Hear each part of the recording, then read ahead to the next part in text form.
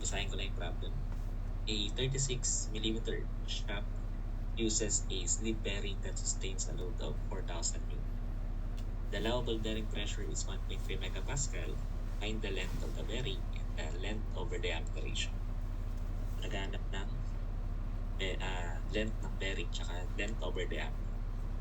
So pag bearing yung ating problem, tapos naghanap ng length, kailangan natin i-determine yung ratio ng bearing pressure.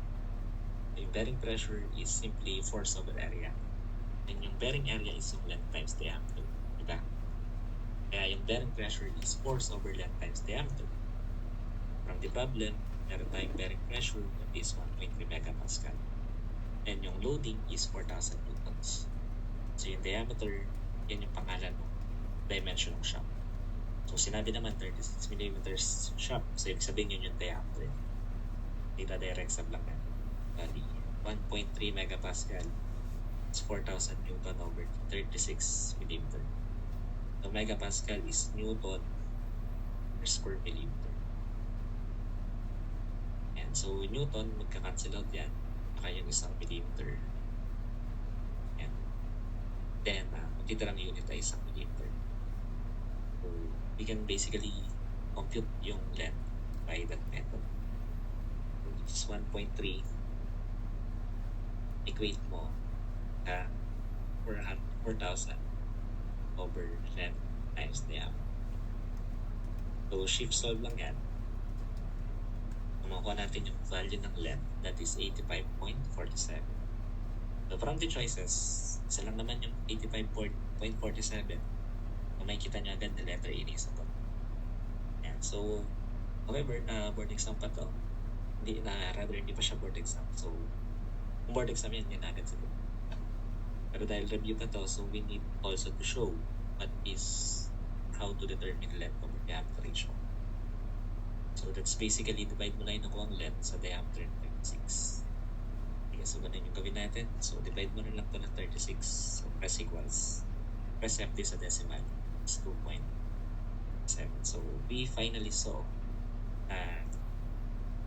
tama lang yung nakuha natin na length since pareho din lumabas sa ratio natin.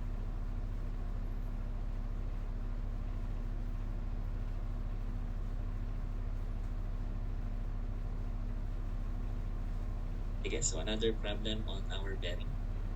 So let us consider a ball bearing. Itong problem na to will relate yung may kinalaman sa lifetime ng bearing. Bali, a ball bearing is characterized by a basic static capacity of 11 kilonewton, dynamic capacity of 18 kilonewton. If the bearing is subjected to equivalent static load of 5.5 kilonewton, calculate the life of this bearing in millions of revolutions. Naghahanap ng life dun sa bearing natin.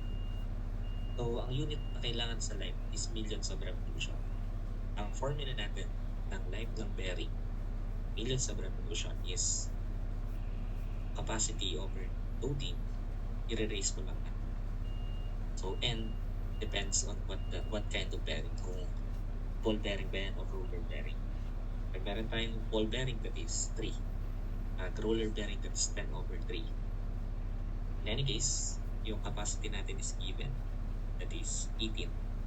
So, pag life yung hinahanap, yung capacity ng ko is dynamic. So, yung P, yung loading, that is yung equivalent static load natin.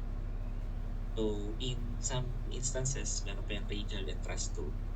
At wala pa naman yung dito, so we will be introducing that siguro much later. So, for now, ang dinidivide lang lagi sa capacity, sa dynamic capacity is yung loading na meron yung bearing. That is 5.5 kilo. So, direct sum lang natin yan. Then we can now solve yung value na to sa calculator. And 18. So, yung kilonewton will cancel out. So, wala siyang unit. And automatically, millions of revolution yung lalabas niya. So, press equals, then F3 para sa decimal. So, makukuha niyo yung 35 life ng bearing. It's 35 million of revolution.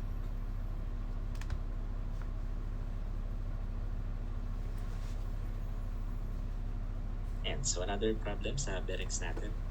So sometimes sa bearing problems, yung ginagawa natin is unit analysis lang. So we will show that in this problem. So sabi dito ay heavy duty slip bearing is used with good ventilation. The bearing has a diameter of 2 inch and a length of 4 inches. The load on the bearing is 1,100 pounds. The shaft rotates 200 RPM in the bearing and transmits no heat to the bearing other than that due to the shaft bearing friction. If the coefficient of friction is 0.02, the ambient temperature is 70 degrees Fahrenheit. What is the heat radiating capacity of the bearing? So naghanap ng heat radiating capacity. So in principle, ang heat radiating capacity is yung heat daw na napoproduce sa bearing is dahil sa friction movement ng bearing on a particular area in a machine member. So basically, yun yung frictional force na nagkakreate ng heat, di ba? So yung frictional force multiplied sa velocity, yun yung heat na mapoproduce ng bearing. Kaya yung velocity mo ay pi dn. Then divided by yung area dahil nga hinahanap yung radiating capacity. So dapat nakadivide ng area. So that is yung length times diameter. And we can see that pwede may cancel out yung diameter. Tapos ito yung matitirang yung formula natin. So that is, unahin mo lang yung pi. It's pi, coefficient of friction times F times N over L. So, coefficient of friction given, actual loading given, ito yung 1,1. Yung N, rotational force, is 200. Then yung length is given as 4 inch. Direct step lang, diba? So, ilagay mo lang yan dyan sa formula. Bali, ang mayroong units lang dito ay yung force, pati yung N, tsaka yung length.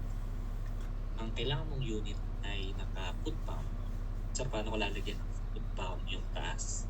And dapat naka-square inches yung ilalim. So, gagawa tayo ng conversion unit dito. Kailangan may foot sa taas, may inches sa ilalim.